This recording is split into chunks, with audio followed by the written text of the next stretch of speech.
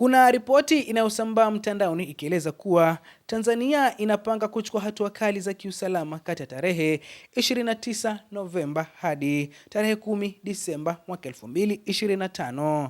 Ripoti hiyo inayodaiwa kuwa ya moja ya taasisi za kimataifa za uchambuzi wa usalama imesababisha mjadala mpana kuhusu kile kinachotajwa kama maandalizi ya serikali kuelekea tarehe 9 Disemba, siku ya maadhimisho ya uhuru.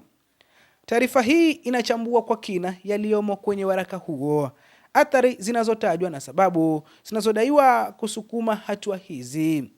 Ni muhimu kusisitiza kwamba serikali yenyewe haijatoa tamko rasmi juu ya waraka huo, na hivyo tathmini hii inalenga tu kueleza yaliyomo kwenye ripoti yenyewe. Kwa mujibu wa ripoti hiyo inayosambaa mtandaoni, serikali ya Tanzania inadaiwa kupanga kutekeleza hatua kadhaa za usalama kuanzia mwishoni mwa Novemba hadi Disemba 10. Hatua hizi zinatajwa kuwa ni pamoja na kufungwa kwa intaneti kwa siku 12 nchini kote, uongezaji mkubwa wa vikosi vya usalama vikiwemo polisi na jeshi, uanzishwaji wa vizuizi vingi vya barabarani hasa katika miji mikubwa, na kufutwa kwa maadhimisho ya siku ya uhuru mwaka 2025. Ripoti hii inadai hatua hizi zinahusishwa na wasiwasi wa uhamasishaji wa maandamano ya vijana kufuatia kufunguliwa kwa vyuo vikuu wiki iliyopita. Katika sehemu yake ya kwanza, waraka unataja uwezekano wa kuzimwa kwa huduma za intaneti kwa muda wa siku 12. Katika sehemu ya kwanza, waraka unataja uwezekano wa kuzimwa kwa huduma za intaneti kwa muda wa siku 12. Sababu zinazotajwa na ripoti ni pamoja na kupunguza kasi ya usambazaji wa taarifa mtandaoni, kudhoofisha uratibu wa maandamano au mkusanyiko, kuzuia makundi ya vijana na wanaharakati kupanga matukio kupitia mitandao ya kijamii.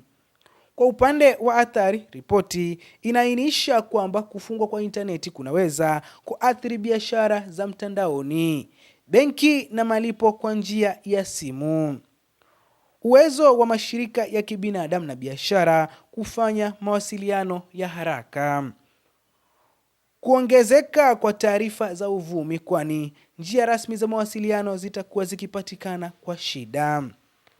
Ripoti inaeleza kuwa kutakuwa na uwepo mkubwa wa maafisa wa usalama katika maeneo mbalimbali ya mijini na vijijini.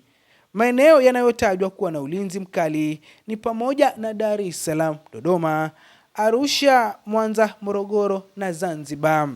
Lengo linalotajwa kwenye waraka ni kuzuia mikusanyiko mikubwa, hasa kudhibiti maandamano ya wanafunzi iwapo yatajitokeza, na kusimamia utekelezaji wa vizuizi vya mawasiliano vinavyodaiwa kupanga kutekelezwa. Ripoti inaeleza uwezekano wa kuwekwa kwa vizuizi vya barabarani katika barabara kuu zinazoingia mijini, viwanja vya ndege na barabara zinazounganisha mikoa. Athari zinazotajwa na ripoti ni kucheleweshwa kwa safari hasa zile za kibiashara na kikazi, msongamano mkubwa kwenye vituo vya ukaguzi, lakini pia ukaguzi mkali wa vitambulisho unaoweza kuathiri wageni, wanafunzi na wafanyikazi wa mashirika yasiyo ya serikali.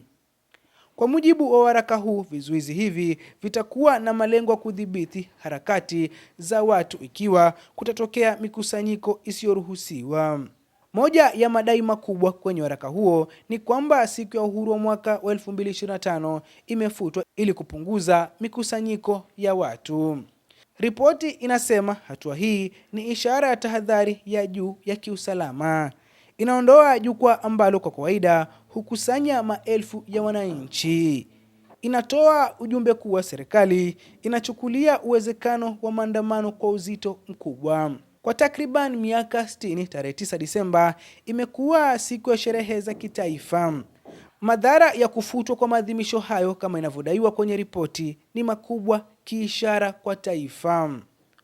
Waraka umetaja kwa uwazi kuwa kufunguliwa kwa vyuo vikuu ni moja ya misukumo mikubwa ya hatua hizi. Taarifa inasema maelfu ya wanafunzi wamerudi vyuoni wiki iliyopita. Kundi hilo ndilo linaloonekana kuwa na uwezo mkubwa wa kuanzisha harakati za maandamano. Kumekuwa na mijadala mikali ya kisiasa mtandaoni hasa baada ya kufunguliwa kwa vyuo.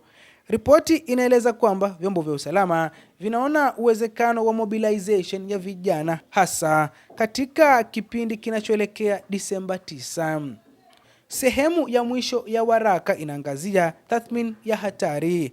Kulingana na ripoti hiyo, hatari ya makundi ya vijana kujaribu kuandaa maandamano imewekwa katika kiwango cha high risk. Sababu ni pamoja na uwepo wa maelfu ya wanafunzi mijini, mitazamo mikali inaongezeka kwenye majukwaa ya mitandaoni, lakini pia hatari ya usafiri kuvurugika, hatari ya kati hadi hatari ya juu.